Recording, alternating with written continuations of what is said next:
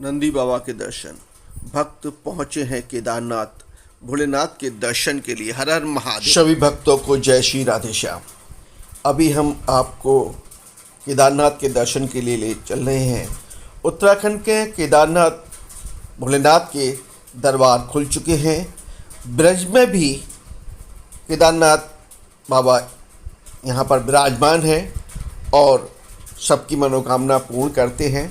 उत्तराखंड के में केदारनाथ बाबा के दर्शन के लिए लोग भक्त पहुँच रहे हैं और ब्रज में केदारनाथ धाम के दर्शन के लिए हम आए हुए हैं और आपको दर्शन कराते हैं। देखिए सामने जो ऊपर देख रहे हैं पहाड़ी, यहाँ पर ही हमको जाना है। ये जाने का अंदर का गेट है।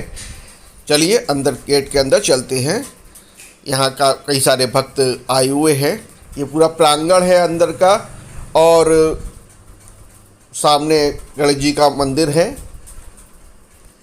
बहुत प्राचीन केदारनाथ मंदिर है।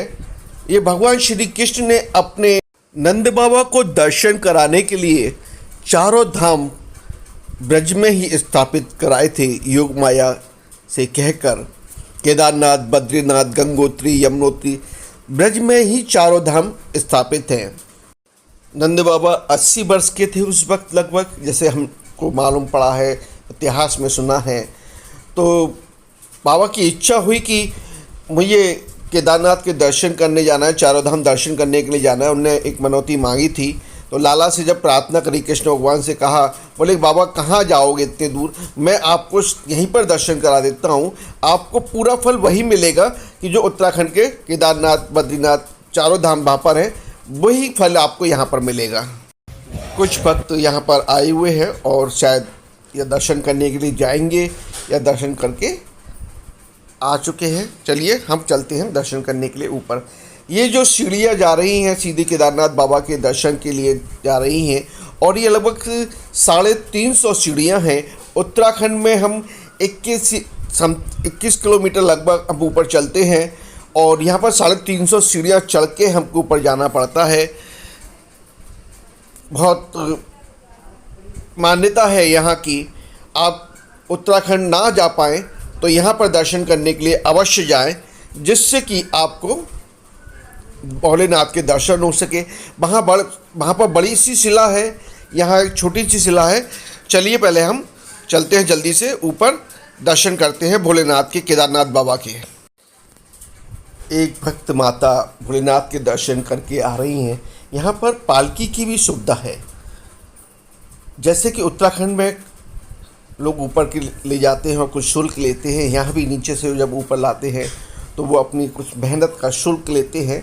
तो बुजुर्ग लोग भी यहाँ पर दर्शन करने आ सकते।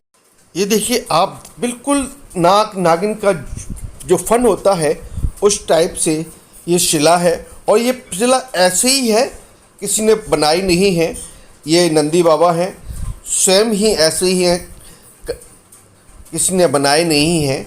नंदी बाबा के दर्शन कीजिएगा और आपको फल वही मिलेगा। मैं कह रहा हूँ, आप किसी से भी पूछ लीजिएगा, जो बुद्धिजीवी हो उससे पूछिएगा कि हम ब्रज के केदारनाथ दर्शन करने के लिए, चारों धाम के दर्शन करने के लिए जा रहे हैं, उत्तराखंड नहीं जा पा रहे हैं, क्या फल हमको वही मिलेगा? तो 100% मैं जानता हूँ वही बुद्धिजीवी आपको यही बताएगा कि पूरा फल आपको वही मिलेगा जो उत्तराखंड में केदारनाथ के दर्शन के लिए मिलता है। वही ब्रज में केदारनाथ बाबा के दर्शन करके आपको फल की वही प्राप्ति होगी। आपकी यात्रा पूरी मानी जाएगी। हर हर महादेव।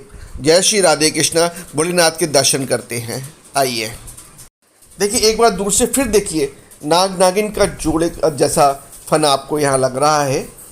अभी यहाँ थोड़ा सा काम चल रहा है। जैसे फन उठाते हैं नाग देवता, वैसे देखिए बिल्कुल वैसे ही अंदर नाग देवता के फन के नीचे ही वहाँ पर बाबा की शिला है और ये सीढ़ियाँ हैं दूसरी तरफ। यहाँ पर कई सारे भक्त आते हैं। अभी थोड़ा सा गर्मी है तो इसलिए भक्त थोड़े से कम हैं। शाम को और सुबह बहुत सारे भक्त आते हैं। भोलेनाथ के दर्शन कीजिएगा आप लोग। हर हर महादेव, हर हर महादेव। ये भोलेनाथ के शिला है यहाँ पर। वहाँ पर बड़ी शिला है, यहाँ छोटी शिला है। फल आपको वही मिलेगा। अगर आप लोग दिल्ली की तरफ से आ रहे हैं तो आपको पहले मथुरा आना है ना। मथुरा आके या आप लोग वहाँ वृंदावन से गोवर्धन पहुँच सकते हैं। गोवर्धन से आप डीग जाइएगा। डीग में राजस्थान में कुछ हिस्सा ब्रज में आता है, वहाँ ये आप वहाँ जाकर दर्शन कर सकते हैं भोलेनाथ के। लगभग गोवर्धन से डीग 35 किलोमीटर दूर है। वहाँ पर आप एक बार अवश्य जाइएगा।